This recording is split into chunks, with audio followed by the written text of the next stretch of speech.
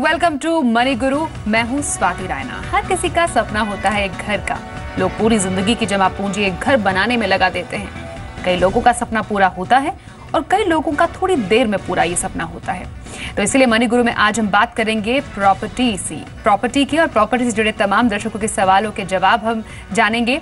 साथ ही फोकस हमारा कहां पर रहेगा हम आपको बताएं। गुड़गांव में प्रॉपर्टी के भाव क्या है, वहां अगर आप कोई प्रॉपर्टी खरीदना चाहते हैं तो आपको कहां मिल सकती है। नोएडा का भी फोकस आज रहेगा खास प्रॉपर्टी स्पेशल में, जहां पर एक छोटी दुकान लेना चाहते हैं तो आपके लिए बेस्ट लोकेशन कौन सी हो सकती है। साथ ही सबसे जरूरी रियल एस्टेट रेगुलेटर बिल 1 मई से नोटिफाई हो जाएगा, यानी लागू हो जाएगा। इस बिल में ग्राहकों को कैसे ख्याल उनका रखा गया है, इस पर भी चर्चा हम करेंगे अपने प्रॉपर्टी स्पेशल शो में। और हमारे साथ इस वक्त स्टूडियो में मौजूद है प्रॉपर्टी एक्सपर्ट प्रदीप मिश्रा। प्रदीप जी, आपका बहुत स्वागत है मनी गुरु में। चलिए, इस वक्त हमारे साथ पहले दर्शक फोन लाइन पर जुड़ गए हैं। बहुत स्वागत है आपका। चंदा बिस जी पुणे से हमारे साथ। चंदा जी अभी जुड़ी हैं फोन लाइन पर। चंदा जी, कैसी हैं आप और बताइए प्रॉपर्टी के बारे में क्या जानना चाहते हैं आप। Good evening. मैं आपका शो बहुत देखती हूँ और उसको बहुत फॉलो करती हूँ। मैं ये पूछना चाहती हूँ, मेरा गुड़गांव में एक फ्लैट है सेक्टर 46-47 में और इंडिपेंडेंट फ्लोर है, 1550 स्क्वायर फीट है and it's a first floor. मैं उसको एक्चुअली बेचना चाहती हूँ। कुछ 7 to 8 years ओल्ड प्रॉपर्टी है। तो आप क्या सजेस्ट करते हैं कि उसको बेच देना चाहिए या मैंने अभी होल्ड करके रखना चाहिए उसको? चंदा, पुणे में आप रहती है, गुड़गांव क्यों आपने सिलेक्ट किया? क्योंकि पहले मैं गुड़गांव में थी, मेरे हस्बैंड वहाँ पोस्टेड थे, तो तब मैंने ये फ्लैट खरीदा था 7-8 years बैक। अब हम पुणे शिफ्ट हो गए तो मैं पुणे में प्रॉपर्टी खरीदना चाहती हूँ। तो मैं चाह रही हूँ कि इस फ्लैट को बेच के यहाँ लूँ पुणे में। सो क्या सजेस्ट करते हैं, मैंने बेचना चाहिए या अभी रहने देना चाहिए? तो हमारे प्रॉपर्टी एक्सपर्ट प्रदीप मिश्रा हमारे साथ है। प्रदीप, आपने सुना चंदा क्या कह रही है, क्या इनके लिए वाइज डिसीजन है अभी गुड़गांव में इस फ्लैट को बेचना? देखिए, लोकेशन आपको चंदा मैं कहूँगा बहुत अच्छी लोकेशन है आपकी प्रॉपर्टी की। NH8 से इजी एक्सेस है। आसपास आप स्कूल भी देखें तो कई बड़े नामी स्कूल भी आपके उस एरिया के अंदर हैं। ये प्रॉपर्टी जो है आपकी SS ग्रुप द्वारा डेवलप की गई है।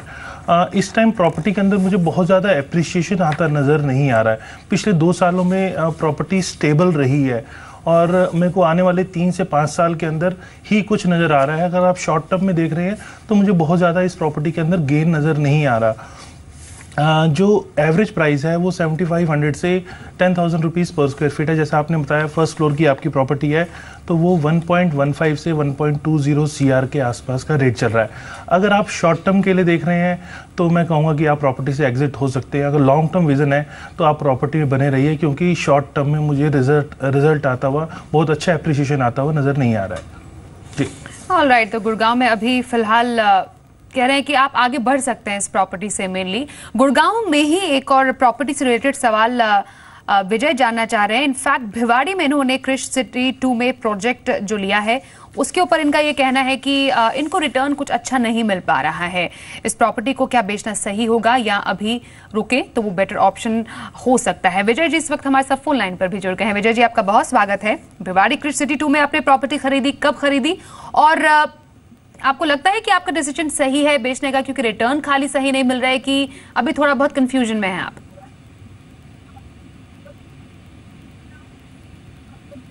विजय, आप सुन पा रहे हैं हमें? या good evening ma'am. Good evening Vijay, आपने भिवाड़ी क्रिश सिटी 2 प्रोजेक्ट के बारे में जानना चाहा है।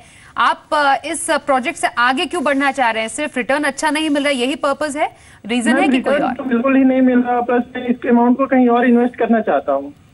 ऑलराइट, और इन्वेस्ट कहीं और जहां करना चाहते हैं, क्या वो प्रॉपर्टी आपने सिलेक्ट कर ली है? हाँ, ये मैम गुड़गांव में अफोर्डेबल है, सुपरटेक का अफोर्डेबल है, सेक्टर 79 में। ऑलराइट, सुपरटेक के प्रोजेक्ट में सेक्टर 79 में गुड़गांव में ही ये इन्वेस्ट करना चाह रहे हैं भिवाड़ी क्रिश सिटी 2 से ये मूव करके। ये इनका जो डिसीजन है वो कैसा साबित हो सकता है? देखिए विजय, आपकी प्रॉपर्टी जो है वो क्रिश ग्रुप की है और ये अलवर भिवाड़ी रोड के ऊपर पड़ती है। आसपास आप देखें तो अच्छी इंडस्ट्रीज़ भी कहूँगा, सैंड गोबेन है, होंडा कार प्लांट है, तो ये ऐसी बड़ी इंडस्ट्रीज़ भी हैं उस एरिया के अंदर और भिवाड़ी एक अच्छा इंडस्ट्रियल हब कहूँगा मैं। लेकिन पिछले 2 सालों में अगर हम देखें तो प्राइस ट्रेंड डिक्रीज हुआ है, एप्रिसिएशन यहाँ नहीं आई है।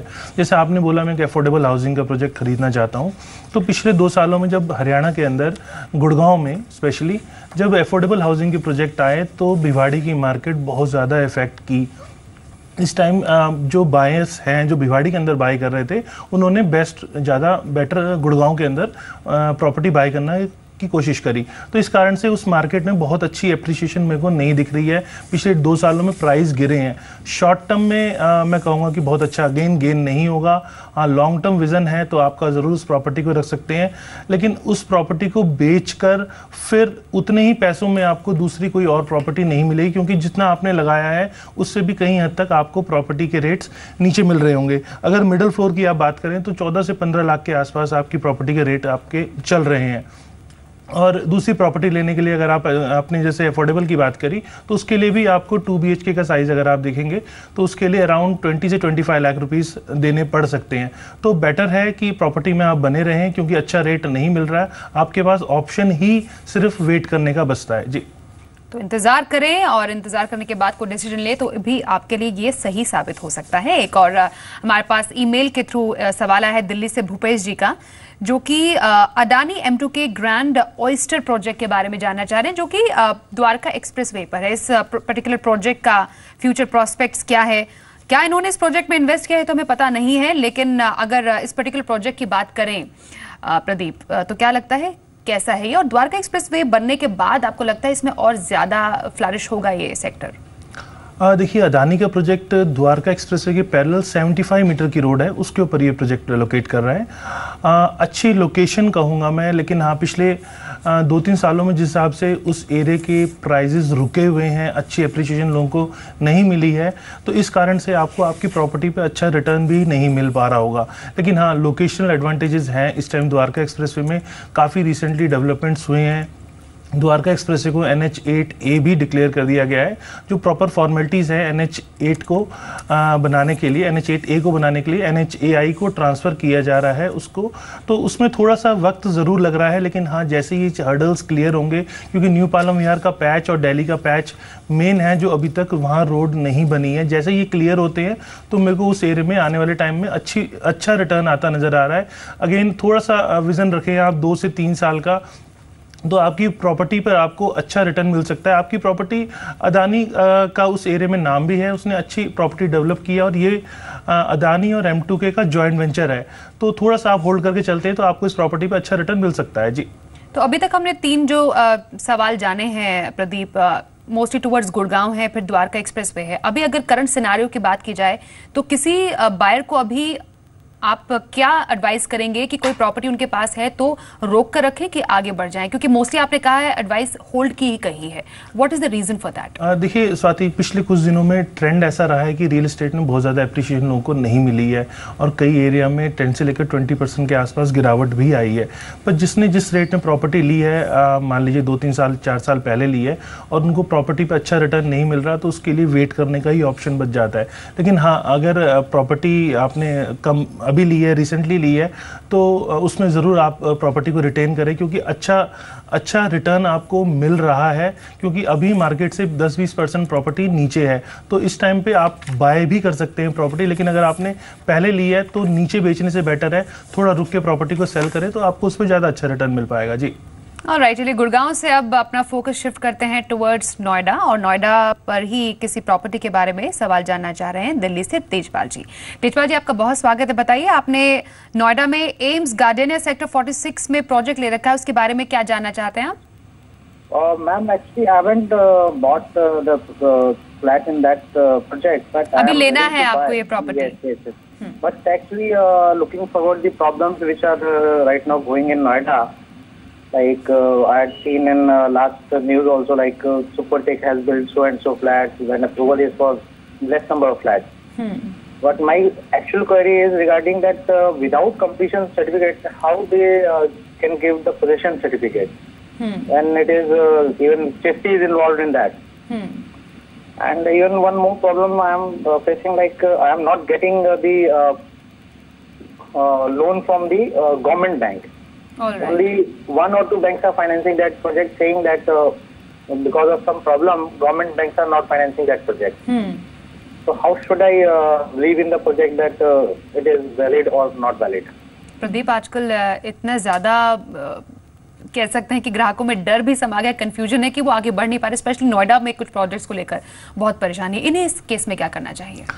देखिए मिस्टर तेजपाल, प्रॉपर्टी आपने ज़रूर एक ठीक लोकेशन की चुनी है। उस एरिया के अंदर लोकेशनल एडवांटेजेस ज़रूर हैं।